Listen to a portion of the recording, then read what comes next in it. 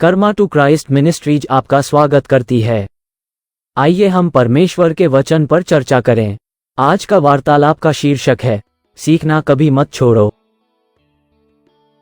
आज के बाइबल छंद हैं, नीतिवचन अध्याय 4 पद 7। बुद्धि बहुत महत्वपूर्ण है, इसलिए बुद्धि प्राप्त करो और अपनी पूरी कोशिश से समझ हासिल करने की कोशिश करो। 2 पत्रस अध्याय 3 पद 17 और 18। इसलिए प्यारे दोस्तों, जब तुम ये बातें पहले से ही जानते हो तो हमेशा सावधान रहो कि तुम अधर्मियों के बहकावे में न आ जाओ, अन्यथा तुम अपनी सुरक्षित स्थिति से गिर सकते हो। इसके बजाय हमारे प्रभु और उद्धारकर्ता यीशु मसीहा की कृपा और ज्ञान में बढ़ते रहो। महिमा अब और उस अनंत दिन दोनों में उसकी है। आमीन। वे कहते हैं कि आप कभी भी कोई नई चीज सीखे बिना बिस्तर पर नहीं जाएंगे, और यह पूरी तरह से सच है।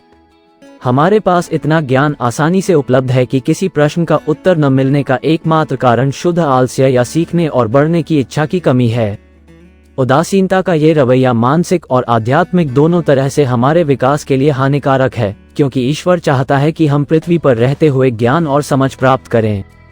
ईश्वर की रचना के बारे में सीखना केवल तभी बंद होगा जब आप मर जाएंगे।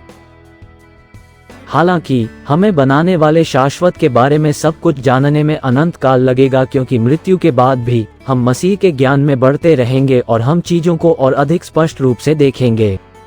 हम ईश्वर नहीं हैं, नहीं हम कभी उनके अस्तित्व की गहराई के बारे में सोच या कल्पना कर सकते हैं।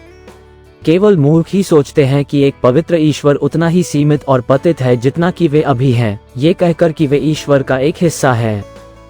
आप ईश्वर के जितने करीब होंगे, उतना ही आप वास्तव में अपने बारे में जानेंगे कि आप वास्तव में कौन हैं, और यह एक सुंदर दृश्य नहीं है।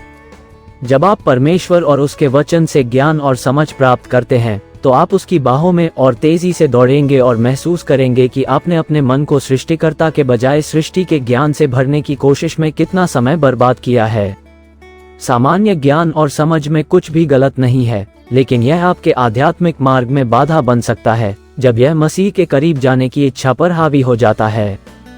यदि आप जीवन में सफल होना चाहते हैं, तो आपको परमेश्वर को अपना गुरु और शिक्षक बनाना होगा और समाज में नवीनतम फैशन, उपदेशक या प्रवृत्ति का पीछा करना बंद करना होगा। पवित्र आत्मा से बेहतर कोई आपको जीवन के बारे में नहीं सिखा सकता।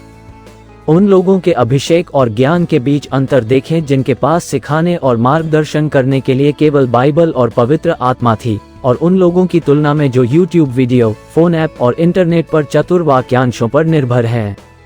मैं खुद को दूसरी श्रेणी में शामिल करता हूँ।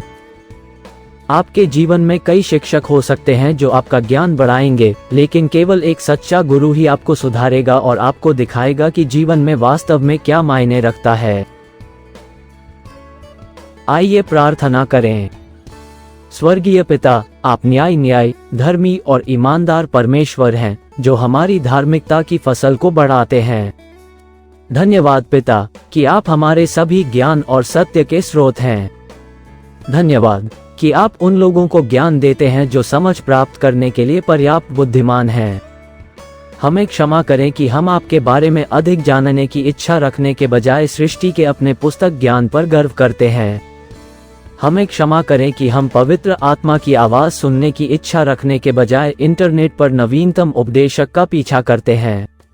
हमें सिखाएं कि हम अपने समय और क्षमता का बुद्धिमानी से उपयोग कैसे करें। हमें दिखाएं कि हम आपसे कितने दूर हैं, ताकि हम पश्चाताप कर सकें और आवश्यक परिवर्तन कर सकें। हमें आपके मार्गों पर चलने और आपकी सच्चाई को समझने के लिए ऊपर से अभिषेक दें।